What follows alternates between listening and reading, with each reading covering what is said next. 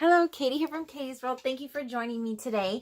In this video, I am going to take you step by step through how I put together my hinge for this album. Now, I did not come up with this hinge. All rights go to Kathy Orta. She is amazing.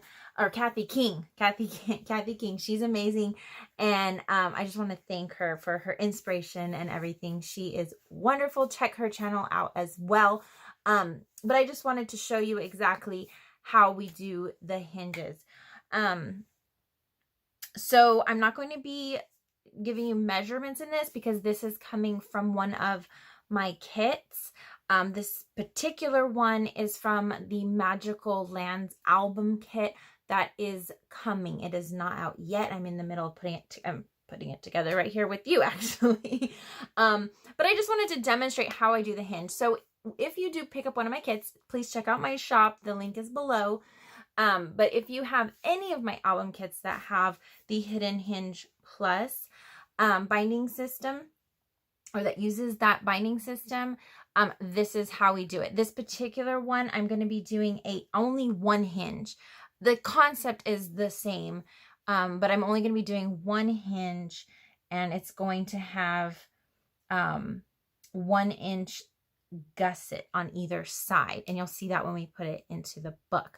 But even if you don't get this particular album and you get another one, having this step-by-step video, this should at least help you get the idea. Now, in the instructions, you do still receive step-by-step, full photos and everything, but it is helpful just to see it in real time and how it's put together.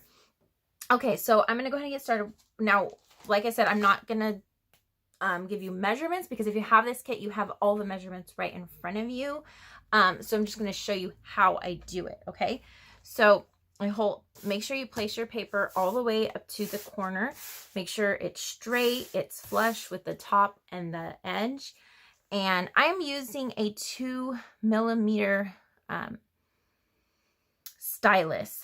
The scoreboard actually does come with a bone folder. I just prefer not to use these type for actual scoring. I think it's just so much nicer using the 2mm stylus. That's just my preference.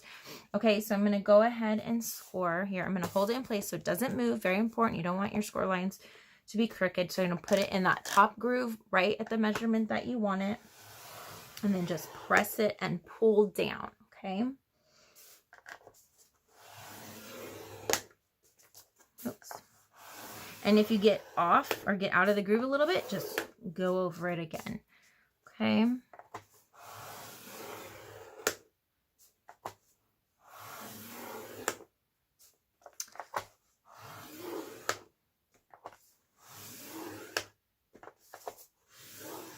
Okay, and that's all for the scoring.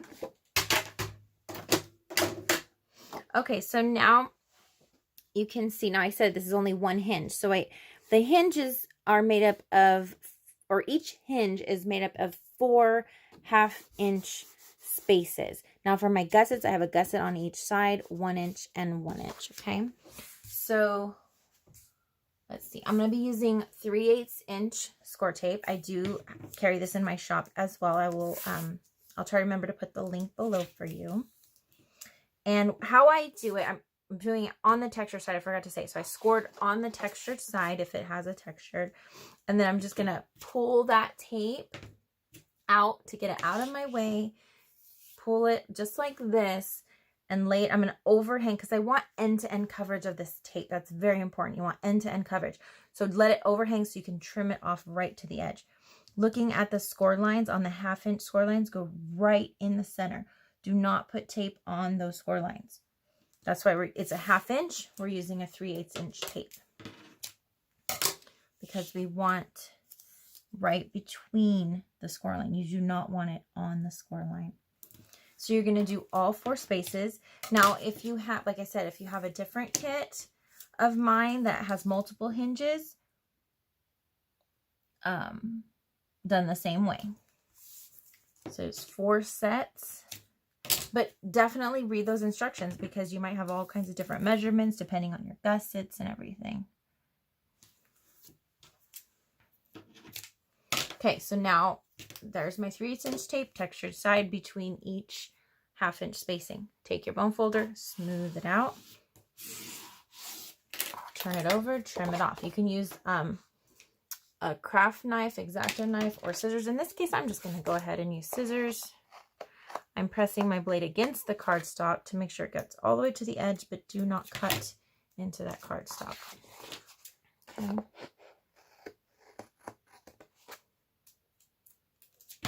All right. So once again, let's get that tape pressed down at the end. Okay. So now before you remove the tape backing, what I like to do, and I'll do this if you have multiple hinges, I do this one